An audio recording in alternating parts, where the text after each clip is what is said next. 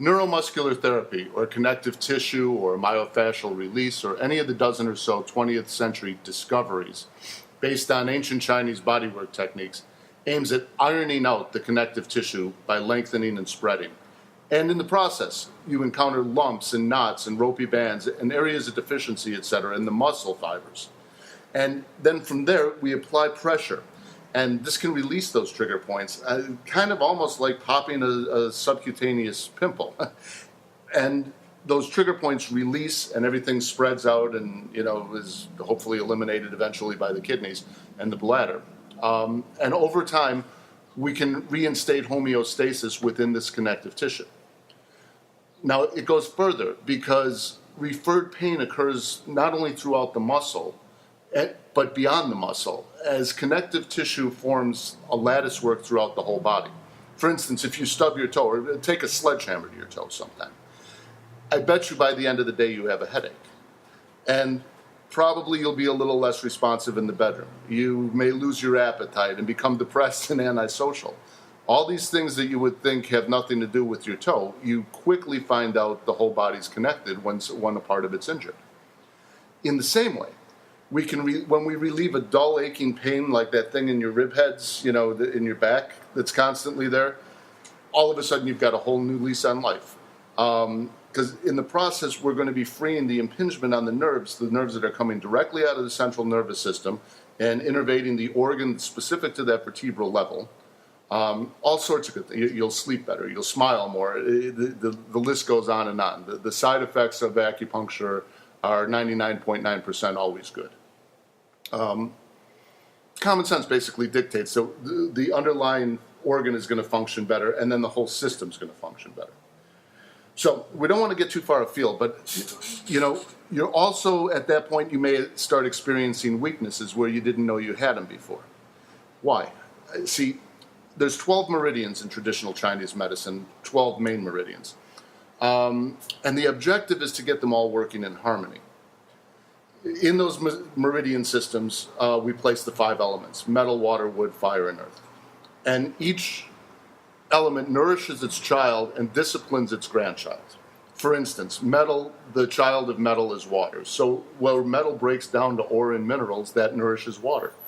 It can also be forged into an axe, which controls wood, which is what we call the grandchild. In California, in the summer when water is deficient, fire breaks out. And the answer, according to 5 elements, is to tonify water. And this needs to be done in such a manner that you don't saturate everything. And what I'm getting at is this. All these elements work in harmony. So if you relieve the pain that's been in your rib heads, depleting your liver, your wood meridian, of qi and blood for decades, all of a sudden this stuff's flowing a little bit better, and it could easily overact on the stomach. And, it's like if you've got a lousy stereo and you put really good speakers on it, you'll probably blow out the whole system because if you've got you take dual quads and try to put them on a straight 6. I mean, first off, you can't even do it. But if you could, it'd be absurd. I mean, you have to upgrade the whole system at the same time. So understand that in traditional Chinese medicine, the stomach, for instance, is more than just the organ. Okay, we're dealing with a meridian system, and it's an energy pathway, and that's got its correspondences to color, to taste, to temperature, emotional variables, as well as pain or weakness anywhere along that pathway, and much more. So while an imbalance in stomach qi may indeed result in nausea and vomiting, it's just as likely, in fact more likely, to result in things like lethargy, difficulty concentrating, weight imbalance, sore tired legs, even diabetes. And you don't need to know all this, right? That's what an acupuncturist does. But this is how we're able to treat such a myriad of diseases. And it's precisely because we're not treating the disease. We're treating the patient. There's a difference. See, a strong, healthy, balanced person is fertile, free of pain, free of weakness, happy, healthy, holy, all those good things. What we're trying to do, we bring the patient into harmony and the symptoms fade away naturally. See, like a garden or a musical composition, you cannot have one element overwhelming the rest, no matter how awesome that individual element may be. You could have Eddie Van Halen on guitar, but he's going to have to turn down if you want to hear the vocals. The drummer needs to maintain the proper pulse, not just go off, flailing his arms at any given moment. The bass player needs to know how to keep a bottom and keep a steady rhythm, and he also needs to know when to give it some punch. And only when the band is in harmony do we have music. So back to neuromuscular therapy. If we release the stagnation within the tendons and muscles, we are tonifying at a deeper organic level and enhancing the function of all the organs. But the organs communicate and work with each other, so in the beginning, we sometimes clear up one condition to awaken another. But this is part of the healing process, and this is a positive thing. You go into the gym and you think, I just need to work my arms and chest. Well, there comes a point where you recognize, hey man, maybe if I work my shoulders a little more, it'll bring out the biceps. You start to recognize that the whole body functions as one. You don't just walk around with really big chest and really big biceps and look good. You're going to look odd. The same thing's happening at a deeper level, and that's what we're doing as acupuncturists, is balancing the whole patient. And again, chronic problems that seem, non-responsive to what you'd call traditional therapies start to respond, as do, little things. You don't have as many headaches. Your menstruation is more regular. You don't have, a lot of little things start to clear up, and overall the whole big picture clears up.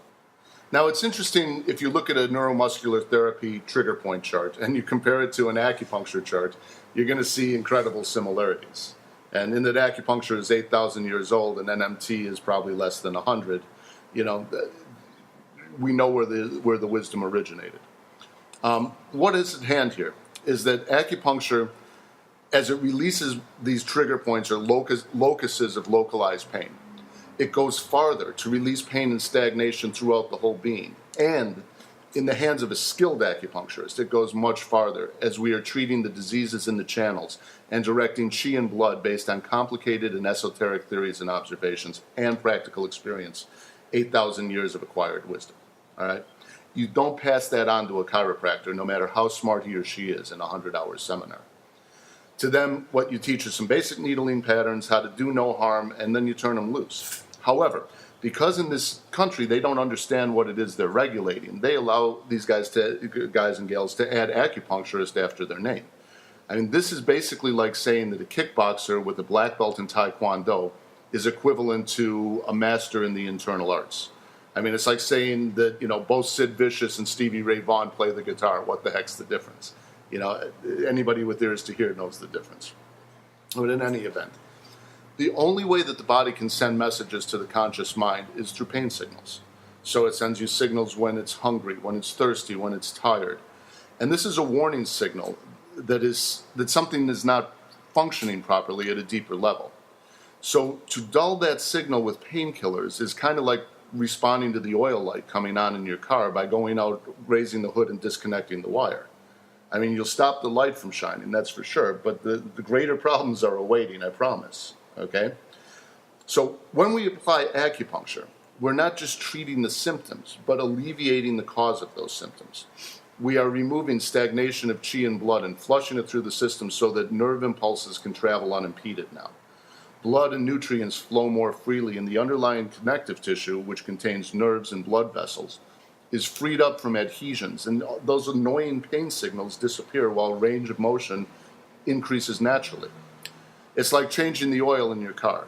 This simple act will keep your car running healthy for 200,000 miles or more, wherein letting it gunk up and get toxic will turn it into a decrepit old beater before its time. The objective here is to try to translate the concept of qi and blood into Western terms. Qi is the all-pervasive life force known to the Hebrews as Ruach, to the Ayurvedics as prana, to the alchemists as LVX or light. So when Jehovah in the first book of Moses says, fiat lux, or let there be light, from there all is created and to that all returns. So on a material level, what does this mean to us? Well, to a quantum physicist, all matter breaks down into light. That which is densest becomes enlightened at a slower rate than that which is more ethereal. So plastic will take eons. The human spirit, the blink of an eye. And as the universal energy descends down the tree of life, it becomes denser and denser, further and further away from its true nature. And yet its true nature is all it is, was, and forever shall be. It's all there is. So, the mystic, the shaman, the acupuncturist, and even to some extent the alcoholic or the musician recognize this. And just like the stars and the galaxies and the universe run their prescribed courses, so too is this reflected on Earth and her species and within the bodies of her creations or creatures. So that's where we get acupuncture meridians. Now, it's going to go down further, and we're going to look at muscle fibers and how they are formed of protein, actin, and myosin. And these bundle into myofibrils, which are wrapped in the sarcoplasmic reticulum. And within the sarcoplasmic reticulum are high concentrations of calcium ions. And this whole configuration is called the sarcolemma. Now, T-tubules run at right angles and ignite impulses at the neuromuscular junction, which sets off a wave by which calcium is released. It bonds to actin, which sets off another chain reaction, which releases ATP, which produces anaerobic muscle contraction. And this all happens in the blink of an eye. And the clearer and more maintained these channels, the more efficient that the muscles work. And that includes the smooth muscles of the organ. The waste products of anaerobic muscle contraction include lactic acid, carbon dioxide, and water. These are included in the long list of so-called toxins that the body works day and night to eliminate. The better the organism functions, the more efficiently said toxins are eliminated. The less efficiently it functions, say in a sedentary 50-year-old male staring at the computer, living on coffee, cigarettes, beer, and pizza, the more this junk stagnates and blocks the system.